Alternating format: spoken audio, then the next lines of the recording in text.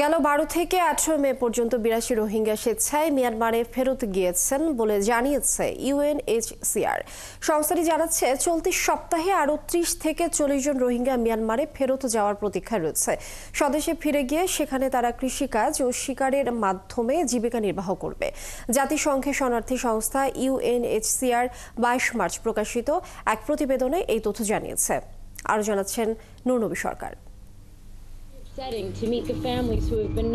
জাতিসংঘের শরণার্থী বিষয়ক সংস্থা রোহিঙ্গা ইস্যুতে গুরুত্ব সিল্কোর সিল্ক অ্যান্ড শাইন, যাতে আছে আর্গান অয়েল ও ওট প্রোটিনের গুডনেস, যা আপনার চুলকে রাখে হেলদি অ্যান্ড শাইনিং। গুরুত্বপূর্ণ অংশীদার, প্রত্যাবাসন, ভরণ-পোষণ সহ যাবতীয় ইস্যু সমন্বয় করে থাকে সংস্থাটি।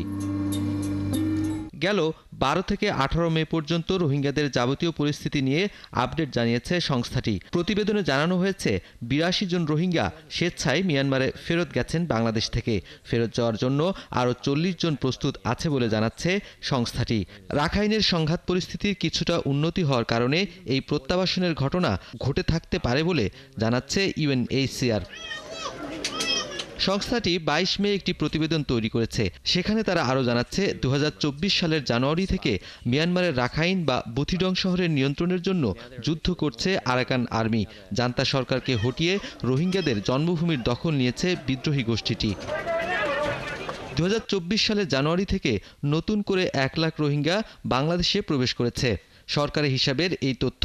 ইউএনএইচসিআর জানাচ্ছে একই সময়ে 10,291 জনকে জোর করে ফেরত পাঠিয়েছে বাংলাদেশ।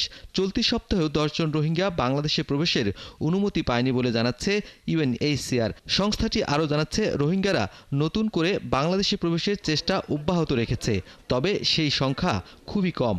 রোহিঙ্গারা কক্সবাজার ক্যাম্পের নিরাপত্তা ব্যবস্থা পাশ কাটিয়ে বের হচ্ছে বলে জানাচ্ছে ইউএনএইচসিআর। সংস্থাটির দাবি, বাংলাদেশের বিভিন্ন জেলা, সমুদ্রে, মিয়ানমারে নানাভাবে রোহিঙ্গাদের জীবিত বা মৃত উদ্ধার সেই প্রমাণই দেয়।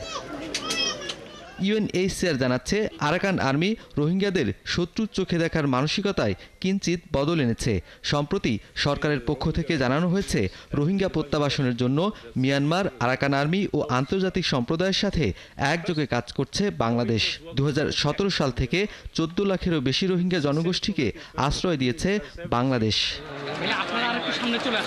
নূরনবী সরকার, 71, ঢাকা।